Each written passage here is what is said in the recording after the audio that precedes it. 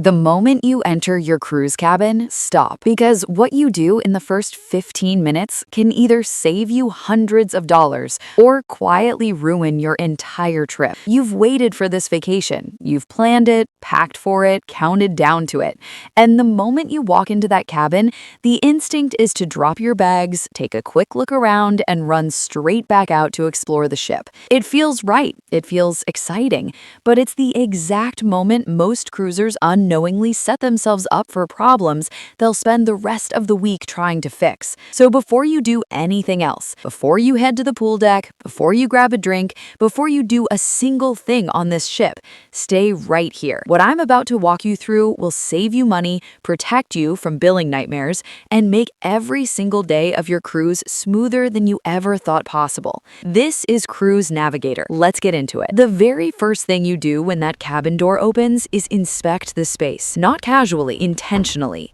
Walk the entire room with fresh eyes before you touch anything. Check the bathroom, the shower, the toilet, the sink.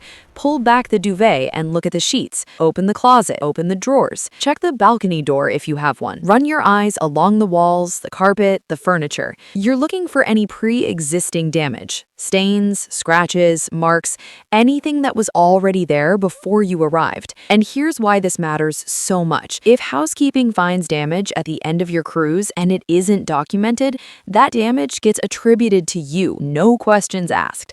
One sweep of your phone camera, time-stamped, protects you completely. It takes 60 seconds. Do it every single time. And if something is actually wrong, something broken, something unclean, something that simply isn't working, call guest services right now while you're still in port. Once that ship sets sail and every deck is at full capacity, getting a maintenance issue resolved takes significantly longer.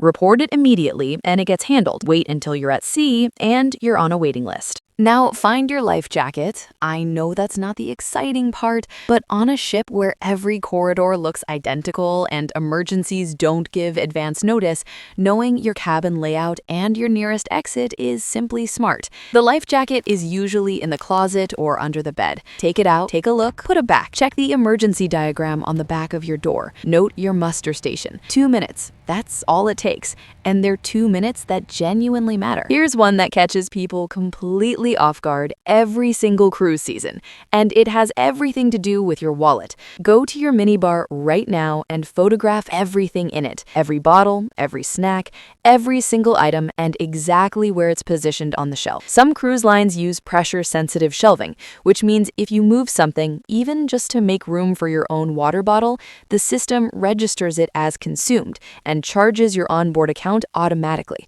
Guests discover these charges at the end of their cruise and have almost no way to dispute them without proof. Your photo takes 10 seconds. It costs nothing. Take it. While you're thinking about your account, pull up the cruise line app or the cabin TV and verify your onboard account right now. Confirm your payment method is linked correctly. Check that every package you purchased, beverage, dining, spa, excursions, is showing up properly. If something is missing, you want to know on day 1, not on day 4 when you're standing at the spa desk and your package mysteriously doesn't exist in the system. Guest services can fix almost anything on embarkation day. Mid-cruise, it becomes a much harder conversation. Now, test everything in the cabin. Set the air conditioning to your preferred temperature and wait to feel it actually respond.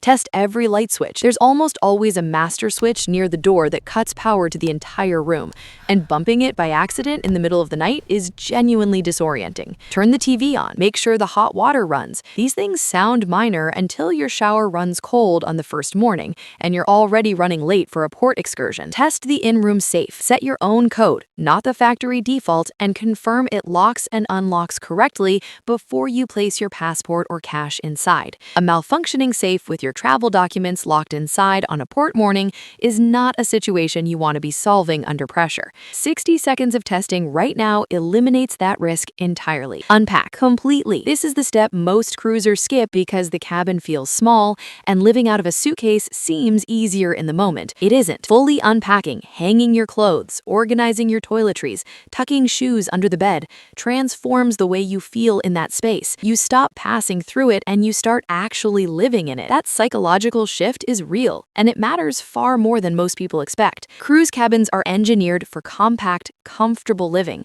and there is more storage available than you think. Use every single bit of it. Stay with me here, because what's coming next is something most cruisers completely overlook, and it affects the quality of every single day on board. Get your charging situation sorted immediately. Cruise cabins are notoriously short on outlets, and the ones that exist are often in the least convenient spots. If you've brought a multi-port USB charger or a power strip, get it plugged in and positioned where you actually need it. One important thing to keep in mind, cruise lines do not allow power strips with surge protectors.